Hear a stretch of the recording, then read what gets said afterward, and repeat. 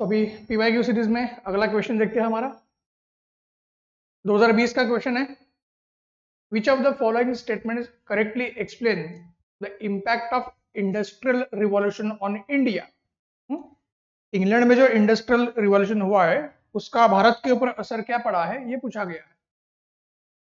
Keyword दिया है in first half of the 19th century या during first half of 19th century. ठीक है, तो 19th सेंचुरी का जो पूर्वार्ध है या फर्स्ट हाफ है उसको ध्यान में रखते हुए आपको ऑप्शंस कंसीडर करने हैं एंड आंसर उसके ऊपर आना है हमें।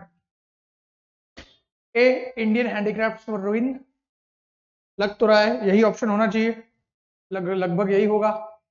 B, machines were introduced in Indian textile industry in large numbers, B option नहीं हो सकता है।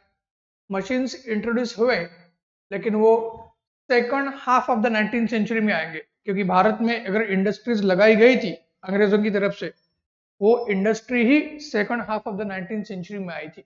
और यहाँ पे first half of the 19th century पूछा गया है, तो इसलिए सेकंड ऑप्शन हो ही नहीं सकता। और दूसरी बात यहाँ पे दिया है मशीन्स वर इंट्रोड्यूस इन लार्ज नंबर्स।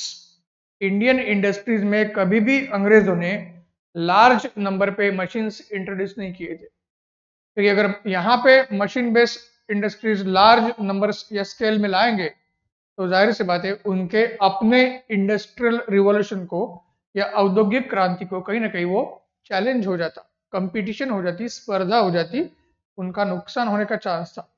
भारत एक उपनिवेश था, कॉलोनी थी, भारत को कॉलोनी की तरह रख के ही उनको कहीं ना कहीं भारत का शोषण करना था, चाहे वो ड्रेन ऑफ वेल्थ हो या बाकी तरीके से। तो सेकंड ऑप्शन तो रॉन्ग होगा। C, railway lines were laid in many parts of the country, ये जो ऑप्शन दिया गया है ये फैक्ट है। रेलवे लाइन्स बहुत सारे इंडिया के अलग अलग एरियाज में कहीं ना कहीं रेलवे लाइन्स डाली गई थी, रेलवे लाइन शुरू की गई थी। फिर इसमें भी क्या है, वो second half of the 19th century में हुई है, उसको भी second half of the 19th century में किया गया है, फर्स्ट हाफ में नहीं। और इंडस्ट्रियल रिवॉल्यूशन का एक इम्पैक्ट है रेलवे लाइन्स, रेलवे आना यही इंडस्ट्रियल रिवॉल्यूशन का कहीं ना कहीं आउटकम इम्पैक्ट है।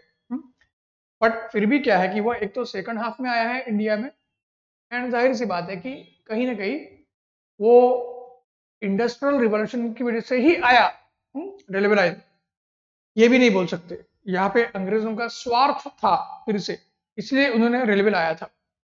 इंग्लैंड में अगर रेलवे लाइन्स आई है या पूरे ओवरऑल दुनिया में, तो वो कहीं ना कहीं मशीन एज या इंडस्ट्रियल रिवॉल्यूशन की वजह से ही आई है, तो इंडिया में भी वो लागू होता है, बट फिर भी वो लागू नहीं होगा यह ऑप्शन। क्यों?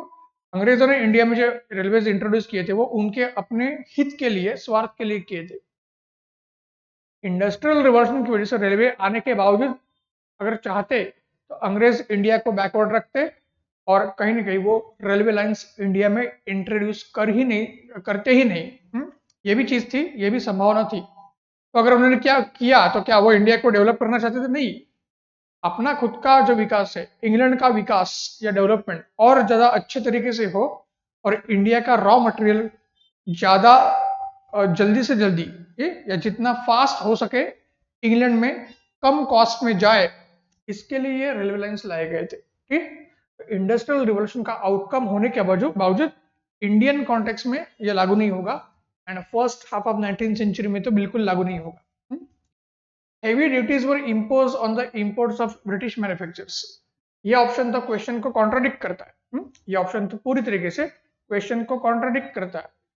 अगर उनको अपना कहीं ना कहीं इंडस्ट्रियल रिवॉल्यूशन की वजह से जो फिनिश गुड्स है वो इंडिया में उनको बेचने थे, उन्होंने मार्केट क्रिएट किया इंडिया में, उसके लिए उन्होंने इंग्लिश लैंग्वेज भी लाया था एज ए एजुकेशन, ताकि इंडियंस जो है इंग्लिश एजुकेटेड होने के बाद उनके पसंद नापसंद, ठीक, चाहे वो खान पान हो, कपड़े हो या और कोई भी हो, वो सारी अंग्रेजों की तरह हो जाएगी और फिर वो अपना माल बेच पाएंगे। तो अपना माल उनको अगर बेचना है तो वो हेवी इंपोर्ट ड्यूटी इंडिया में क्यों इंपोज करेंगे ब्रिटिश रूल के ऊपर? जिस देश में वो खुद शासन कर रहे हैं वो तो अपने ही देश से आने वाले माल को बढ़ावा देंगे भारत में, ताकि वो इंपोर्ट भारत में आ जाए, भारत में उसको बेचा जाए या भारतीयों के ऊपर थोपा जाए।